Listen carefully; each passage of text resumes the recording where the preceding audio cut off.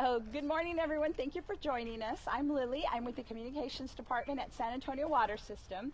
And today I am here with Mark and Brandon, who are in our Conservation Department. And they're going to help us show you how to detect and fix a leak using the meter and giving us some other tools and opportunities to find ways to fix leaks. I'm going to step out of the frame, but before I do that, I want to remind everybody that you can swipe so that you can share and let others know that this is going on, and we'd really appreciate your shares. And also please tap and give us hearts if you like the topics we're talking about. So I'm going to leave you guys with them, and I'll be on the other side of the phone just fielding your questions. Thanks. All right, guys. All right. Wonderful. Hi, everyone. I'm Mark Peterson, and this is Brandon Leiser. We are with the Conservation Department. And as Lily said, we're going to show you exactly how to find your meter and see if it's leaky and some ideas on how to fix it and locations where you can get additional information. So, please. So the first thing we want to do is try to determine where your meter is, because we're going to show you guys how to use your meter as a tool.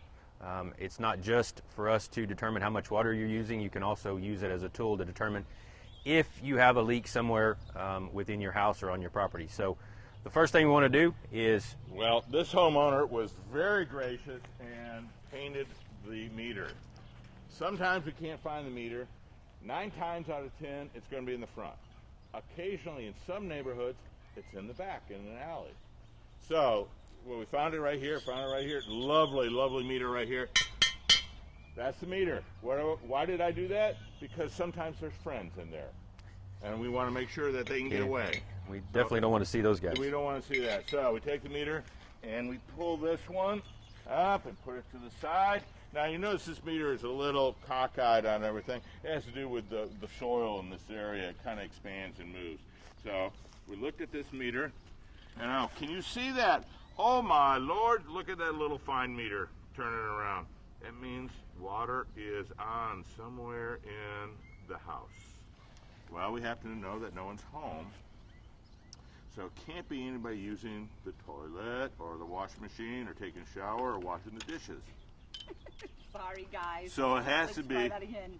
All right, go. Can you see that? Yes, I saw. Are you still on? Why, we're still on. Okay, wonderful. All right, so anyway, so we happen to know that there's a leak, and we actually did this. We actually demonstrated for illustrative purposes, so you can see that going on. So we know that there's a leak somewhere going on. We happen to know it's in the hose bib in the back. So, but that's what you look for. You look for that little thing going on. Now comes that what's called a fine meter, and we have different examples on here. So could you get a little closer? Yeah. So what we're going to do, not all fine flow indicators are the same on all the meters. So on this meter, it is right in the center, and it's the white triangle. On the example meter we have, it is the black triangle, as you can see that it's moving. And then on this particular meter, it's actually the blue, what I always call it, kind of the blue snowflake. So the reason that the manufacturers put it on there, because as this red dial moves from 0 to 0, that's 7.48 gallons. And if we look down here at the meter that's moving, we can barely see that red arm actually move. So the fine flow indicator gives us an indication that we have some water moving through the system that we don't necessarily want. So now that we've determined that there's water moving somewhere within the house, we want to try to have a better understanding of where it might be. So our next step is going to try to determine and take an inventory of what we have within the house in terms of water using fixtures. So we may have a toilet. We obviously have sinks. We have showers. Some people may have an RO system underneath their sink. You may have, you're probably more than likely going to have a hot water heater. You may have a water softener. Okay. You may have the hose bibs in the front of the house and behind the house.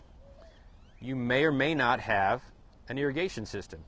And so once we've taken our inventory and we go and look at all of those to check and to see and determine if they're leaking or not, then we can kind of go from there and try to eliminate what is actually leaking and what is actually not leaking. Now, nationally, typically anywhere from 15 to 20% of the homes' water use is actually going to be in leaks. So it is a big deal, and it's something that we want to provide some information on in terms of how to fix those or how to find them, and also fix them if they're minor leaks. So we have a couple of questions. Okay. First, what's an RO? Good question. Good question. Sorry, we tend to kind of get in lingo sometime. We speak a lot in acronyms. Yeah. That's very good. So an RO system, or a reverse osmosis system, typically people will put them under their kitchen sink where they primarily get their water from. And what it does is it basically pulls all of the minerals, all of those things out of the water so that it's nice and easily drinkable, if that makes sense. Also, should customers mark their meters somehow? I mean, I know sometimes they can be hard to find, Yeah. so can they do anything to help? Sure. I mean, it's a good idea to know where the meter is. We get calls all the time, and people will say, yes, I do know where my meter is, and I'll ask them, hey, why don't you send me a picture of it? Well, they'll send me a picture of the actual, not the meter. They think sometimes maybe their gas meter or their electric meter. Yeah. Well, Gas meter frequently. yeah, so we definitely want to make sure that if you know where it is, it might be a good idea to mark it so that you know where it is and be able to go back to it each time. Frequently they'll use a blue paint. So this is really wonderful. This particular homeowner, they'll have the orange paint, so it's really easy to find. Yeah. Now, also, I know that we are lined up. We were talking about finding the meter. Can you talk about Good. where we are lined up with? Typically, now this doesn't happen always, but typically when the meter goes in, it is going to be, the first thing you want to do is find the closest hose bib to the front of the house. Okay, in this situation, the hose bib is right on the corner of the house.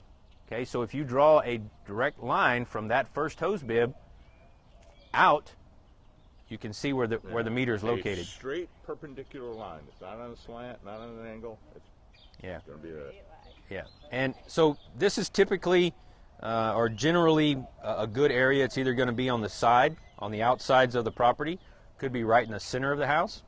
Okay, but this is a general location if the meter's up front.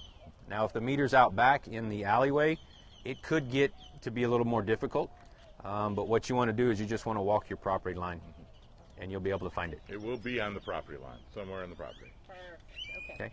And then we were talking about the types of things that might be leaking, and then once we figure out what's leaking, what are our next steps? Let's go over through that again. Yeah, so we're going to take our inventory of what we have in the house. So now that we've determined that we do have water moving through the system, I will tell you this. If you do have a situation like this, the first thing that you want to do is go to each toilet in your house. Mm-hmm. The toilet is typically the fixture that's going to leak, that's going to leak the most. Okay, so what you want to do is go to each of the fixtures, find the cutoff, and turn them off. Okay, so if you have 3 toilets, go cut them all off, come back to the meter.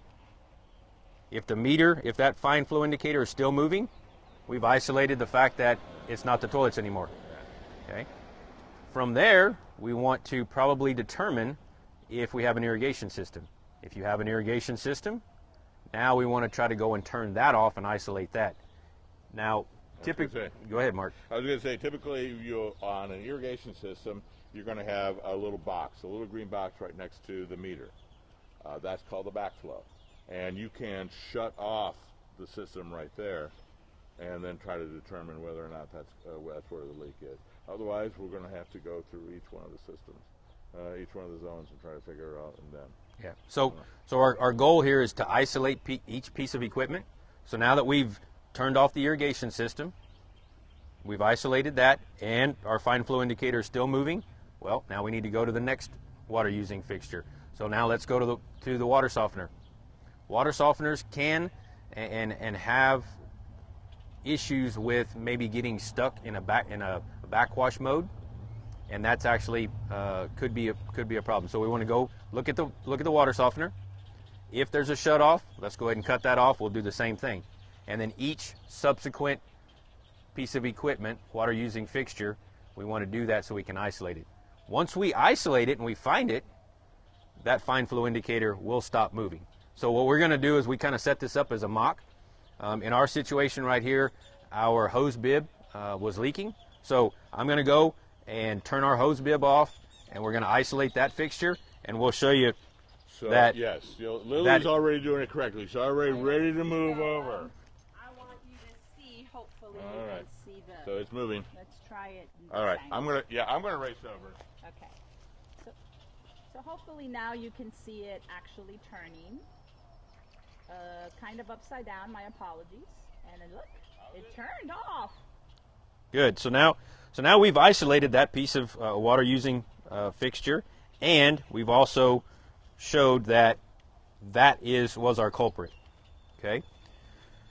So a lot of times as we go through this inventory and trying to find leaks, there are some leaks that are very easy to fix. Okay, they're pretty much do-it-yourself. This one's type. really easy. I just went inside and turned it off. That was a really easy one. That was an easy one. But there are some typical, pretty easily fixable fixtures that you can do yourself. One